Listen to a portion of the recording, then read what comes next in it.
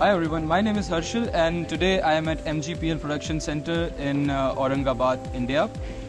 Right besides me, I have a turntable which is made with the collaborative efforts of RTE Germany, RTIPL India and MGPL Aurangabad.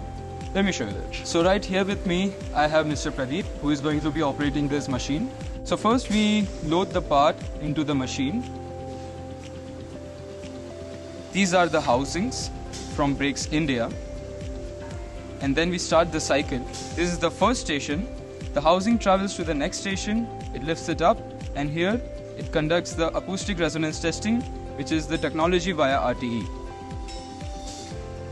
Here it segregates it into the good part or bad part, and then it travels to the next station, where if it's a good part, it will print that it is a good part.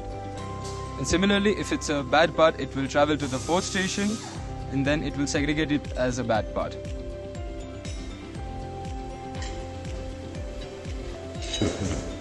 So thank you for joining me today for this demonstration.